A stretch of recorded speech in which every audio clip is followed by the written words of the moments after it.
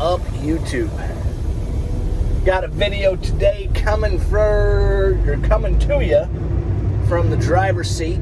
I don't do this too often, but the ideas and thoughts are fresh in my head. I want to get them to you guys before I forget what I want to say. But I am also driving, and I got to pay attention to what I'm doing, so I apologize if I ramble a little bit. So, got shot a question or a comment on YouTube yesterday asking about BAH while I'm in the program and how long it took me to get a job. So that question was pretty simple to answer, so I shot the dude a reply. Said, hey man, I was on active duty. I didn't get BAH. But the guys that were in my class, they got their BAH single month payment at about 2.5 to 3 weeks into the program. Now, how long did it take me, or how long did I have to wait to get a job after I finished the program?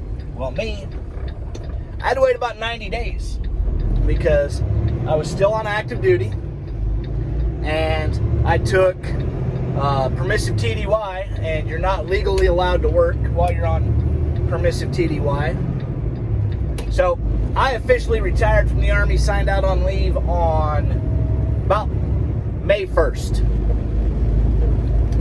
Had to wait 20 days. By May 22nd, I was at TMC. And if you go back and watch the video titled My Plan Failed, you'll know that I don't work at TMC. I got sent home. On my way home from orientation at TMC, I drove up to Des Moines, Iowa in my own car. On the way home, I had another job before I got home. So I legally waited my 20 days to get out of the Army, or my permissive TDY to end, and 2 days later I was at orientation. The day after that I was sent home, and the day after that I had another job. That's how easily these trucking jobs come and go. I mean, literally, other guys in the class that were in the class ahead of me, one of my buddies, he graduated on Friday, and Monday he was up in Minnesota for orientation for a truck company. He got sent home from that company because he was honest on his medical evaluation. He was out of the Army, retired. He said, they asked him, hey, how long has it been since you've done drugs? He said, well, shit, I smoked weed 2 months ago. They said, oh, it's been too long. Or it hasn't been long enough. So they sent him home. 2 days later, he was at another orientation with another job. I'm telling you, these jobs are easy to come by. So don't fret how long it takes you to find employment. Fret finding employment that works best for your situation, because you can get a job. That's not a problem.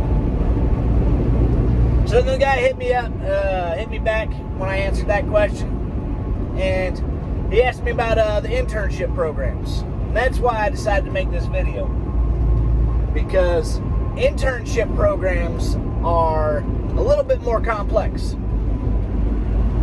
So through your post 9/11 GI Bill or other GI Bill, you can sign up for apprenticeships and internships and get paid your BAH while you're working. So say you want to be a plumber, you could go find a plumber who does apprenticeships, who has a certified program through the VA, and you can go get an apprenticeship as a plumber and collect your BAH. Now that plumber, he's probably collecting God knows how much money for tuition. But hey, everything's a scam. Everything's a hustle. So basically the way it works is you go to work for a trucking company.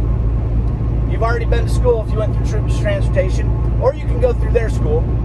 Doesn't matter. And as soon as you start driving, you're going to be driving for lower rates than a lot of your average guys. So you might come on at 36 cents a mile or 38 cents a mile or 42 cents a mile. Be knocking out about $700 a week.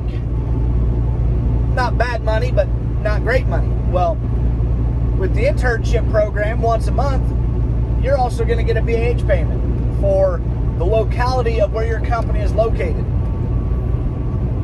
So you get a BAH payment. That's extra 14 to 17 to God knows wherever that company's at. That's an extra $1,000 to as much as $3,000 a month extra in your pocket. After you hit 6 months in the internship, it's going to drop down to 80% of your BAH rate.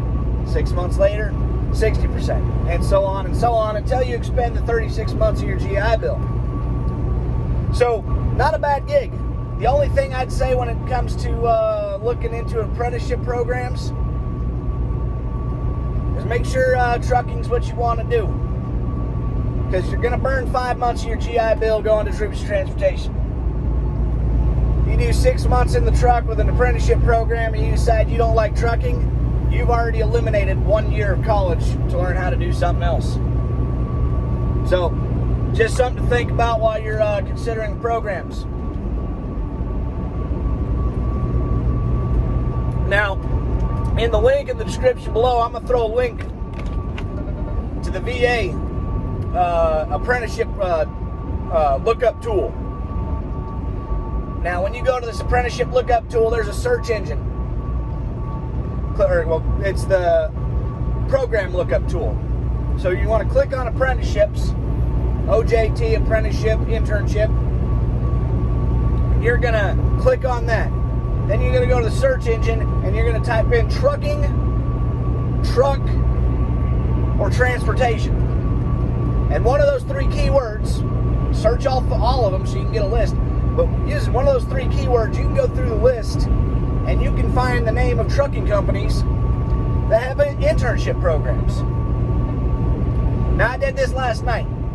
Under transportation, you are going to have to search through about 10 pages of the list to get all the names, because every place that Swift has a terminal is listed under a program.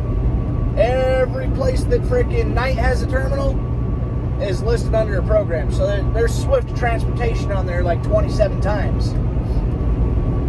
But there's only one Swift transportation. So somebody considering going to Swift, you might talk to them about setting your home terminal up as wherever the highest BAH rate is. Or, I don't know. Like I said, I don't know exactly how that works. My company doesn't offer them.